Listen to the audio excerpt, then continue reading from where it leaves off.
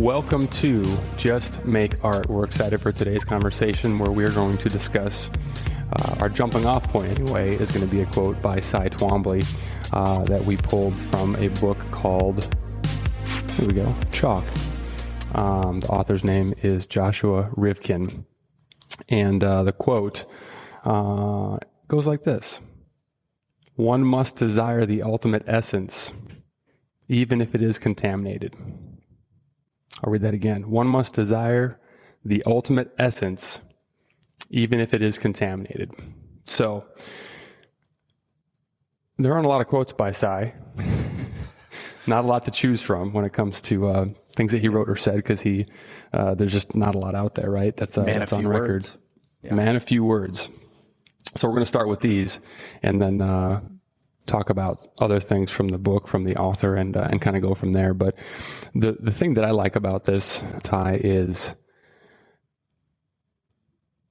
there's just a lot there, right? And much like his work, it's very open to interpretation, for the viewer. But the part that really sticks out to me initially is just that whole idea of essence, and it's a word that when you hear it, and when it appears in context, it makes sense. But I wanted to kind of go a little bit deeper on that and just start with a definition, a working definition of that word. This is Oxford's, which is the one that I like the best, which I think applies most to this conversation, which is, essence is the intrinsic nature or indispensable quality of something, especially something abstract, that determines its character. And I think it's funny that the word abstract appears in the broad, English definition of the word as well. But I love that whole idea of just, intrinsic nature of something, which kind of speaks, of course, to Twombly's work, as well. But, anyway, your thoughts on the quote, and maybe if you wanted to provide some context for who I think is one of your main influences, isn't that right? Absolutely. So, you could say there's a pretty fair amount of Cy's essence in my own work, in my past work. So, for those of you that are not aware of Cy Twombly, he's an American painter, sculptor, and photographer, and has left a pretty intense mark for neo-expressionists and for a lot of contemporary artists today. He had a scholarship in 1950 and 1951 to the Art Students League of New York, where this is kind of his early formation. So imagine meeting Robert Rauschenberg at that time in your young life, who was sharing a studio at the time with Jasper Johns. So imagine the magic of, hey, I just got a scholarship to this school, and here I am in the studio with Jasper Johns and Robert Rauschenberg. So he and Rauschenberg were very close, and Rauschenberg encouraged him to attend Black Mountain College in North Carolina. That if anybody is familiar with the abstract expressionist movement, Black Mountain College, the professors to the students that studied there, had a massive impact on that.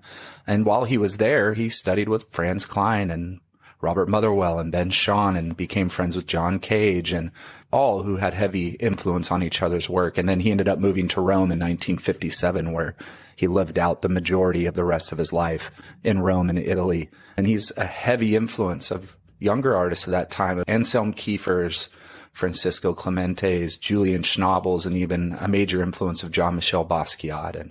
And you've seen his work in films. You've seen it a lot more in the last 20 years than you probably have in history, as he started to make a huge impact on contemporary artists. Generally really large scale pieces that I just love about him. They're freely scribbled, graffiti-like words, mostly off-white and tans and grays and things. And he uses a lot of poets within his work. There's a lot of romantic symbolism within his art and his scribbles and his marks. You'll hear the term mark making in the art world a lot. He has got a heavy influence on those that are mark makers. One of my greatest influences, I go down to the Mental Collection in Houston, where the Cy Twombly Museum is, on a regular basis, and sit in front of his work. And at most large museums in the world, you will find a Cy Twombly piece. And so, this quote today, Nathan, so simple as Cy is, somebody who did not leave a lot of public persona behind for art historians and people to truly create and tell his story beyond his work. He's a very quiet, introverted, private person. He wasn't somebody that would be out in the world constantly speaking and lecturing and doing videos and doing documentary films and these things. It just wasn't his thing at all. And so you really have to decipher who this person is by looking at the work, almost period. And I think Jonathan Rivkin did the best he could do to draw these things out within the story chalk through secondhand information, archives, letters, all these types of things to kind of draw together his opinion of how the artist created. And so this quote just so fits Twombly. One must desire the ultimate essence, even if it is contaminated. And there's two kind of competing things in there as well. Desire and essence, as well as just the word contaminated, because most people don't desire or find an essence in things that are contaminated. Right. Yeah, that's one of the quotes I wanted to bring to the table, or one of the other references, Confucius. Everything has beauty, but not everyone sees it. Everything has beauty, but not everyone sees it, right? So, yeah, it's that contamination part that's, for a quote with not a lot of words, there's a lot of depth and a lot of things to kind of unpack. That desire word's pretty important too. I'm curious, what do you take from that, right? Like there's an element of pursuit. There's an element of longing when I think about, obviously, the word desire, but I'm curious, what do you take from that, and how do you think by extension it applies to, his work? Well, I think, my favorite artists and my favorite artwork, their pieces seem to have that element of contamination, dirt, grunge, found objects, things from the studio floor that end up in the work, cement and rust. You look at the Spanish informalists, you look at the artists like Alberto Burri, who just have like cloth and dirt and things that most people would throw away, things that most people would not collect or think were fine art, right? Or archival. The Anselm Kiefer's using dirt and earth and things that, for the majority of the academy, let's say, or the academic art world, right? Those things aren't archival. They're not things that are going to last forever. You shouldn't use that in art. And we're talking more past academy than current academy mindset. And so for me, this quote really means a lot because I have a lot of those things in my work as well. And so I find more essence, and I desire more work that has those elements in them than work that is just really clean and shiny and fancy. And that's a personal preference for me. And why do those things speak to me so heavily? I don't know, but they do, right? And that's part of our own personal essence as an artist. Certain things speak to us and call out to us in ways that are different than others. And why we're made up that way, I have no idea. But for me, when I'm in a museum and I've got an Anselm Kiefer piece in front of me or an Antoni Tapas piece in front of me, and then I have other work around, I'm drawn to those pieces and I can't leave them. And yet with other work, I can just walk right by it sometimes. Yeah, there's something to be said for, and we may not be the best pairing to talk about this because we kind of come from the same school of thought in this regard. So there's not going to be a real strong, opposing, viewpoint. But that is what the comments section is for, I suppose. Right. Argue with us. Tell us what we missed. I'm sure it's a lot. But yeah, there's something about that, to your point that, anything that invites investigation and, really considering, why is this here? What does it represent? There's something about finding beauty in everything, or, taking something that would otherwise be considered, contaminated and reframing it in a way that causes a viewer to reconsider its essence, right? Or its origin to begin with. I think about, there's a lot of descriptions of Twombly's work that compare it to things like scrawlings on a, bathroom stall, or, he even worked on rule paper, but doodles, in class, right? The things that would otherwise be discarded. And there's something changes, contextually when you see that at scale, like you're talking about, and the way that he found that essence and communicated it, with his work. Yeah, there's another part of the, so this is the author speaking here, but some of the passage that follows really captured my interest as well.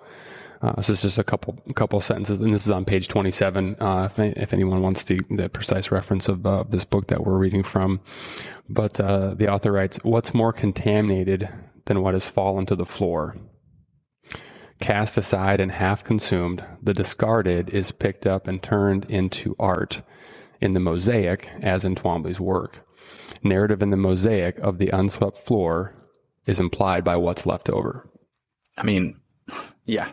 And these are the moments in the book, I think Rivkin does a very good job of colorfully and creatively piecing together what he loves about Twombly's work and what others have said about it, but really what Joshua Rivkin has seen in the work himself and how he puts these things together. And, you think of that, the word contaminator, I have a few definitions here, having been made impure by exposure or addition to something that pollutes. Contamination is the presence of an impurity or some other undesirable element that spoils, corrupts, makes unfit or inferior to the material.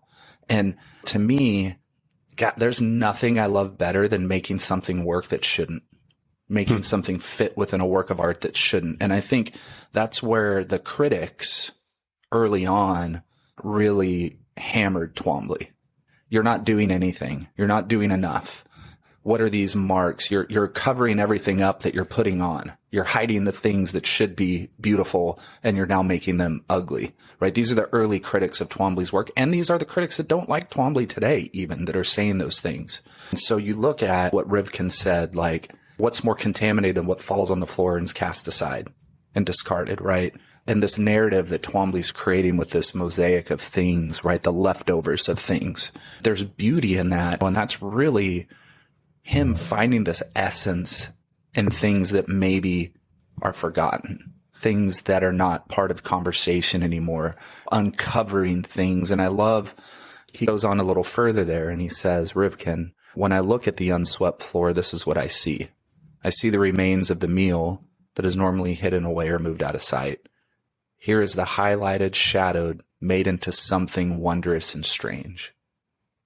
And so he's talking about how Twombly, his pieces are like that unswept floor and this gathered up of ideas and moments throughout history and mythology and poetry and these things. And yet he's hiding them, highlighting them, shadowing them, and then bringing it all out to create this essence in this full piece.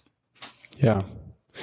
I cannot recall where I read this, but a critic's description of Twombly's work as Twombly paints the way, or Twombly's work looks the way that we think, or something to that effect, right? Where there's so much, there's an undercurrent, there's so much, going on. There's things that, right, pop up. They're like, whoop, nope. And then we cover those back up again, but just that idea of, this is a little bit further on, but reading from the book again, to think of the mosaic as part of these fugitive traces is to find a whole world of correspondences to Twombly's art. His paintings, one writer observes, claim the rooms they inhabit. I'm gonna pick up where I left off there, but that in and of itself, I think is, it's a pretty lofty goal, but who doesn't want as an artist to create work that claim the room, right? That it inhabits. And I think it's fair to say that love it or hate, his work, it definitely does that. I've only had the chance to see his work in person once, and again, it's personal preference, it's personal bias as far as what one is drawn to, but that was absolutely the first piece that I went to, and if memory serves me correctly, that was in the same room in the Art Institute of Chicago. That there's a de Kooning piece right on the opposite wall, and I believe a couple of Rothkos, further on in the space, and I spent plenty of time with those as well. But the first one that I'm drawn to is just, there's something almost magnetic about just the exploration, right, of trying to chase down those fugitive traces, of what's there and really where it might lead. But continuing from there, so again, his paintings, as one writer observes, claim the rooms they inhabit. So to the mosaic, more striking than these connections is the way in which Twombly gathers debris into his work. The debris of history, the debris of quoted poems, the debris of the body, the debris of the mind. When I look at the unswept floor, this is what I see too. The remains of the meal, and that's where you picked up your quote, right? Yeah. Normally hidden away, discarded, moved out of sight. Here, highlighted, shadowed, made into something wondrous and strange. I just love that. Yeah. I love it. And it's clear in his work, right? Yeah. As you talked about those things in the word poetry and the way a poet writes and the way a poet works is something that I study. I mean, since my grandfather taught me about poetry when I was young and would sit with him and he'd read me Keats and Shelley and Frost and Dickinson and John Donne, and he would just read me poetry, and I just sit there, and I've always loved poetry because of that. I think, at a young age, my grandfather was always reading and talking to me about the poets and the great artists and these things. And so I've always read poetry, and I've always been fascinated by the structure and the form that poets use in different poets, right? You have poets who speak more abstractly or more thought-based poets, and you have poets who write and rewrite and rewrite and rewrite to find perfect fit, right? And I think that's why poets and artists throughout history have always been good friends, because they understand the development, the experimentation, that they all work different, but yet they're all trying to do the same thing, which is express, especially abstract artists, poets. There's been a long history of them together as friends. And I think, that's what captures me also about Twombly's work, is that it is poetic. It works the way a poet works. And I think there's a few lines below there where Rivkin says, is each one of these drawings a poem? Is each mark Twombly makes a poem? Perhaps they are what the mind looks like in the process of making a poem, a pentimento of thought, or are they the x-rays of the finished poems, the bones and the organs? Below ordered lines a neat stanzas, a poem miswritten, erased, revised. Then again, maybe these are poems, in the sense that a poem is as much about what's unsaid as what is said, and the white space of eloquent, deliberate silence. And he talks about that white space of eloquent, deliberate silence because Twombly has a lot of negative space that exists within his work, right? So you think of a poet writing on paper, you have the words, but then you also have all this extra space. Even a poem in a book, and I hadn't thought about this until now, is the way that my mind works. You look at a poem in a book, and it's typed out on a page. You have this much words, but this much white space. Did that influence Twombly to create so much negative space within his work, that love of poetry? I don't know. But I love this quote by the poet Octavia Paz. It is very difficult to talk about the artist. Always we are talking about another way of trying to understand a secret.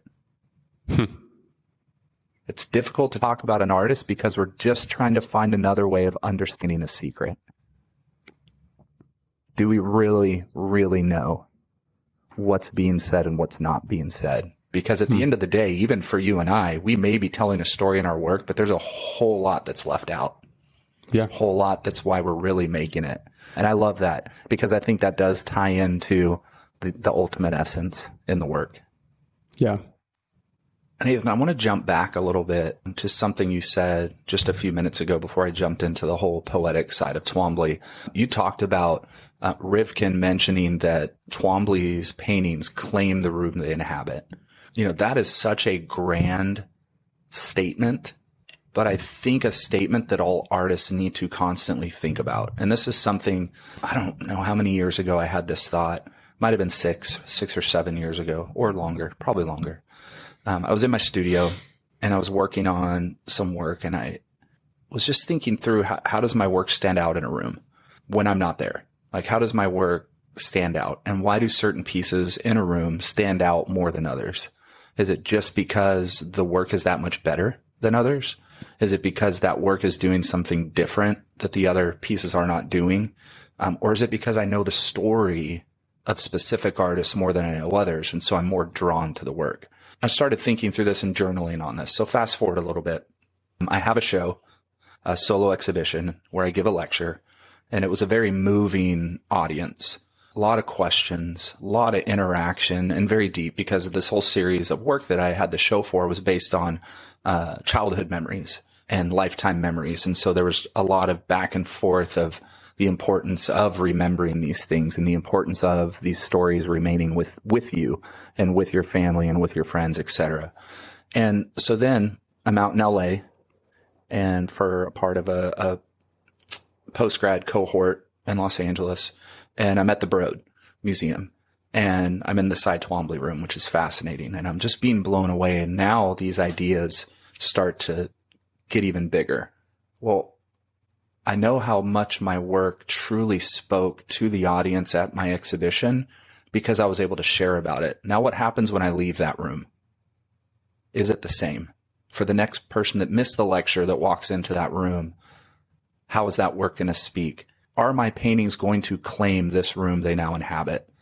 And so I'm here in the Cy Twombly wing in LA, and I'm just going, oh my gosh, they claim the room. I'm thinking to myself, wow, these speak to me, but do they speak to me because of the power of the work, or they speak to me because I am in love with Cy Twombly myself? So I go back home. I end up speaking on a panel at Nexus, which is a UN deal in New York. And I'm on a panel for story with a group of filmmakers, documentary filmmakers. And I had the urge to kind of share this story with filmmakers when they asked a specific question about our films and our documentaries being able to tell the story we want to tell truly to the audience. And so I opened up and said, this is a thought that I had as an artist earlier in the year that I've been journaling on. And it's, how does my work speak when I'm not in the room? How much time can I spend thinking through and processing how this work is going to speak while I'm creating it? The more energy and the more I put into the story within the work, how does it speak in the room when I'm not there? But I think what it caused me to do is really start to truly think through what I'm doing and not just creating to create, but creating for a purpose, for it to speak and to claim a room. Because I tell all the mentees in the program all the time, what's going to separate your work on the wall from everybody else's in the room? Are you thinking about that? When it hangs on the wall next to everybody else's, what's going to make somebody stop that doesn't know your work? What makes me stop when I'm in a museum and I don't know an artist and I walk by and go, holy shit, wow. And I have to sit down for a minute and take it in, and thinking through those things. But I just wanted to bring that up before we moved on.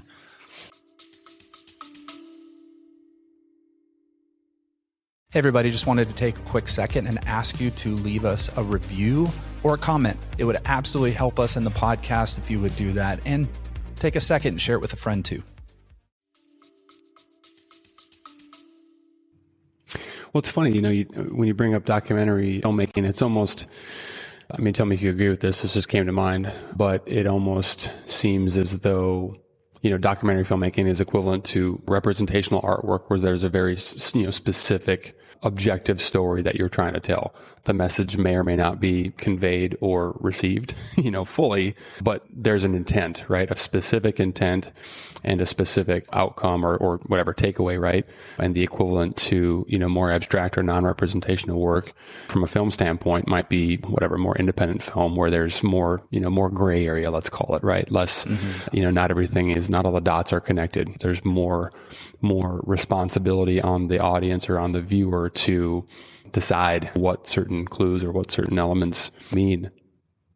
I don't know. I think that in terms of Twombly's work specifically, there's I just wonder if that was part of his intent in not talking about it was the belief that, the work really did speak for itself, which I know is something that you talk to your mentees about in the program as well, as far as talking about it. But this, I feel like, tell me if you agree, but Twombly's work might be one of the best examples of, not spoiling the experience of viewing the work, or not being spoiled by having all of this information about what it's actually about.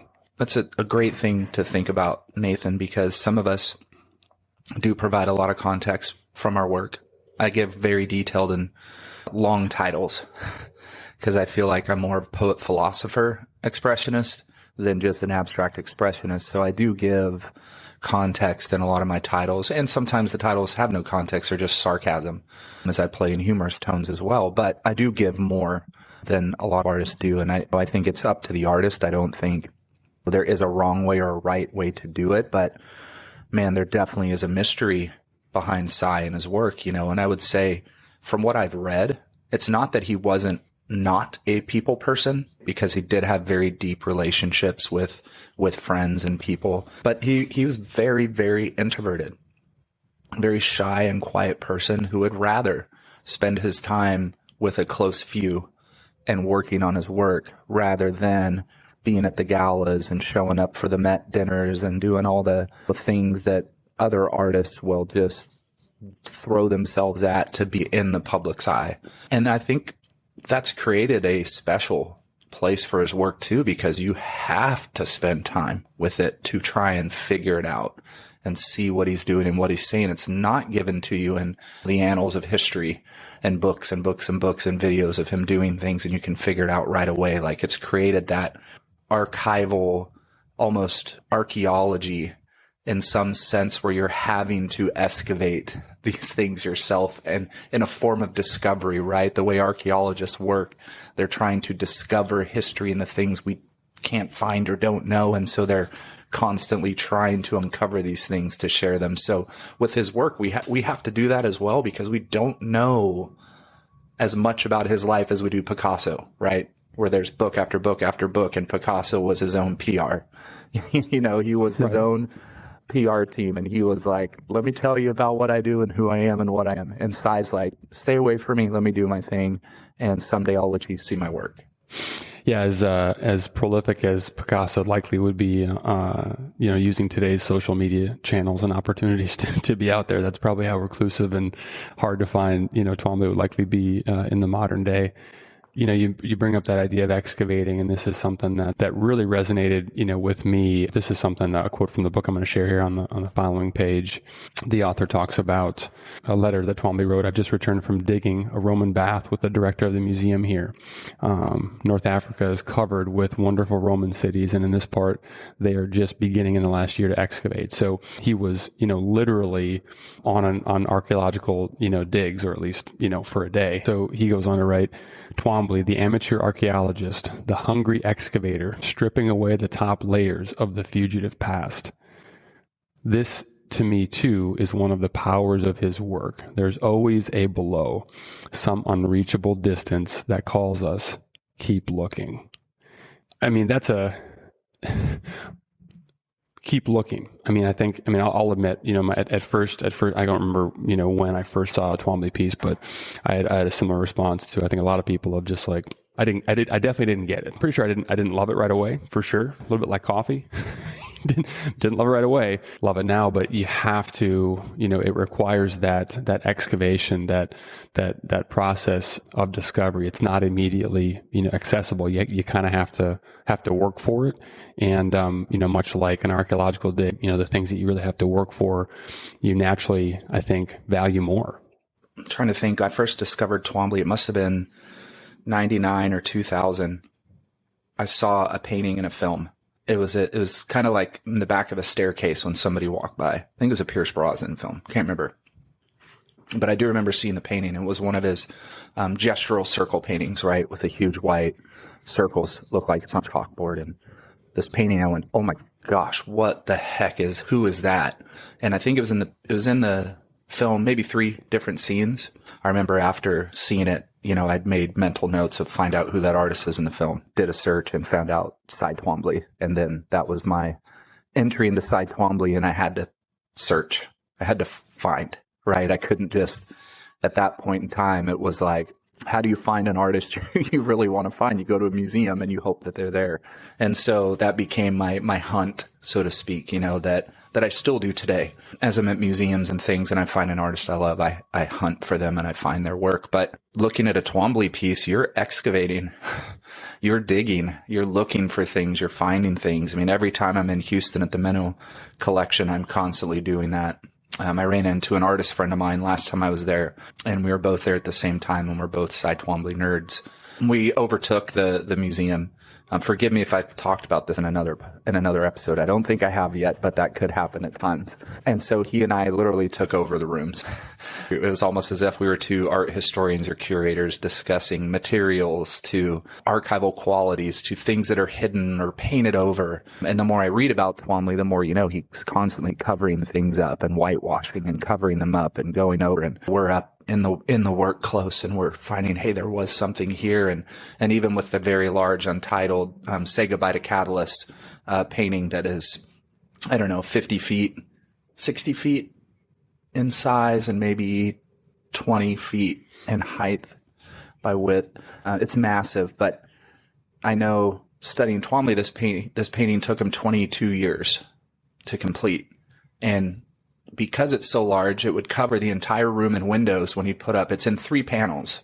And I think these panels have been trimmed because they're the way that they work together. There's other things hidden that aren't there that may be wrapped behind or he cut off. And I think they're probably rearranged from the original. But each panel has a different color, even though it's the same grayish tone. The gray's a little darker, a little lighter. Maybe it was sunnier when he was painting one over the windows, and so it adjusted to the color. Or so you're digging like an archaeologist, right, when you're in that room. And why is this one a little darker?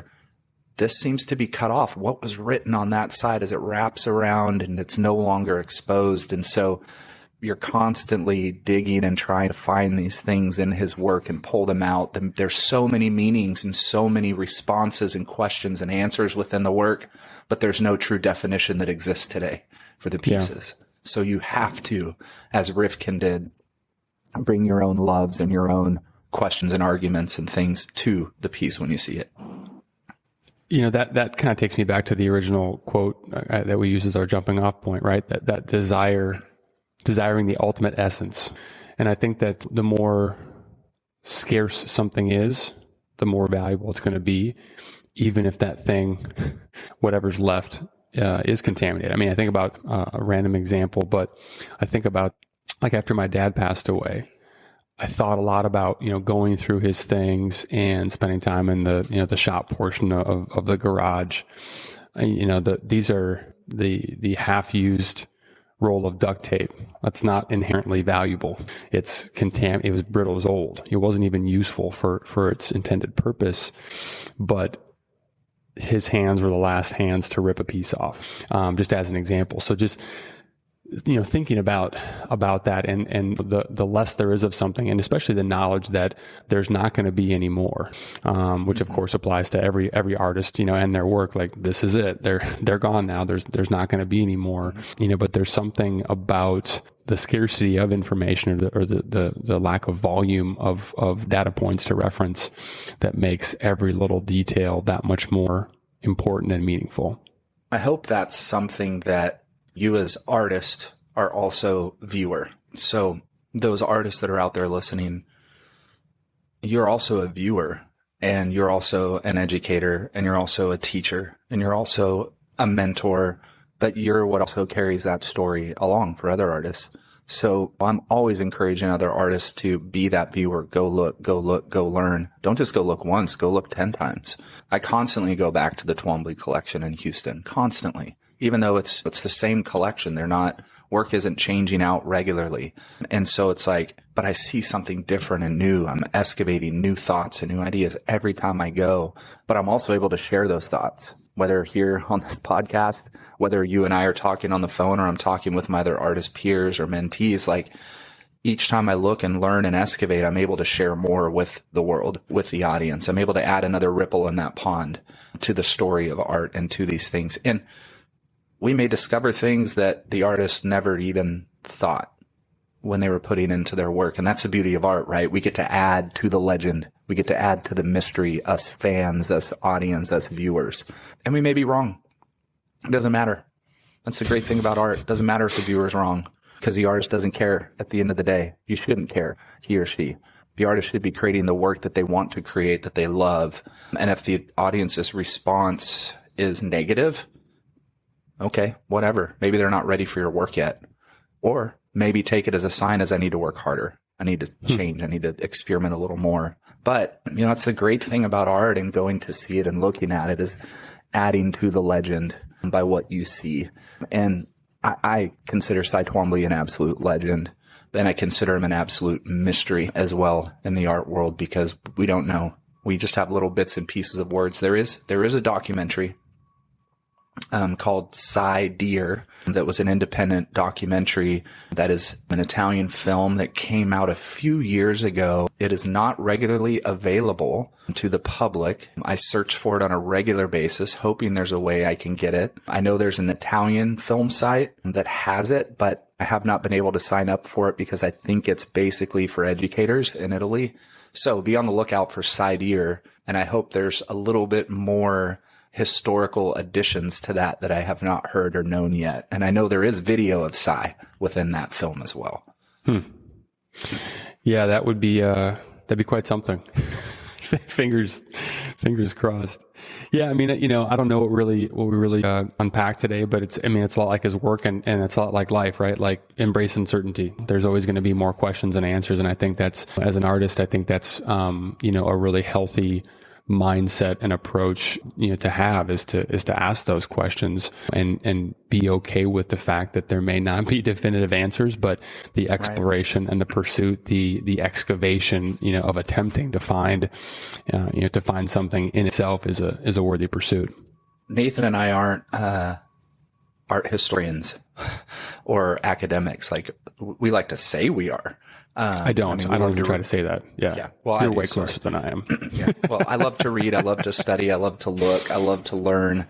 I'm a geek when it comes to learning, especially about art. But this is just us talking. Like these are the things that he and I talk about on a regular basis. We send quotes to each other regularly. We're like, "Ooh, did you see this? Ooh, have you heard of this? Have you heard what this gal or this guy said?" I mean, this is just us literally talking to you the way that we end up text messaging or hopping on the phone, FaceTiming each other randomly and going, "Oh my gosh, did you see this?" This is just us hanging out and having this conversation of things that we love, that we talk about regularly too. So we're going to be wrong in a lot of stuff, and there's a lot of opinion here. These are things we love and we like and we discuss. So we absolutely want your debates. We want your addition to our conversation, so send us what you think. You're way off in your opinion. This is what I think. But that's the beauty of art, is we can bring to the table what we see and what we view, and we can discuss it. And that's how it should be.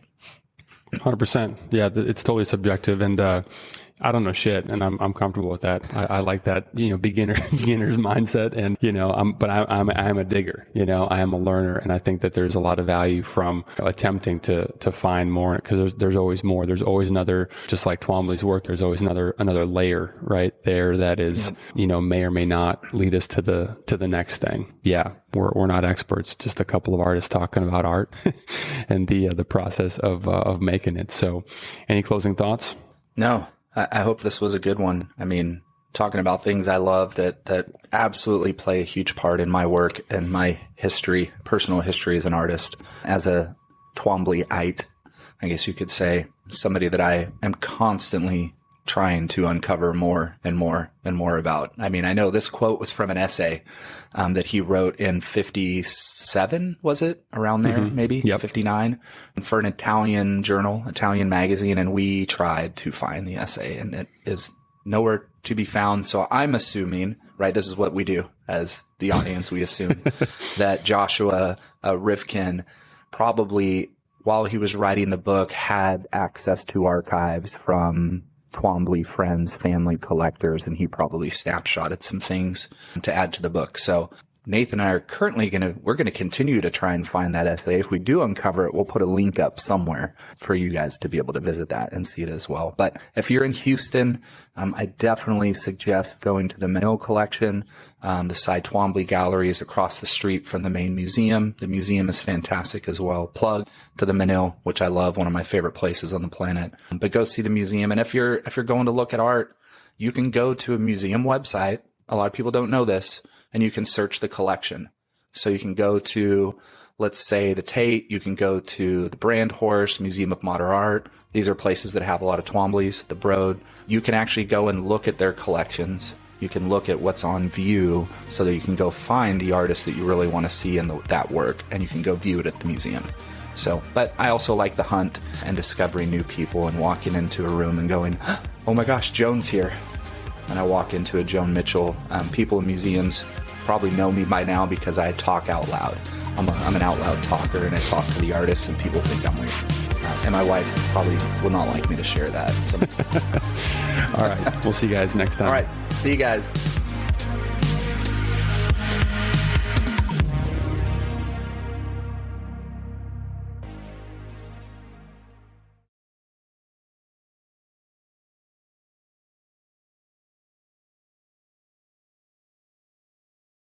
Hey, pardon the interruption. We just want to ask your help with something. We are really bad at remembering to do this, but if you could, leave us a positive review, leave us a comment, Go over and follow us on Instagram, on YouTube. Ty does a phenomenal job with the edit of sharing video and stills of the work and the artists that we discuss. We would really like to grow this thing and would like to ask for your help in doing that. Thanks. Back to the episode.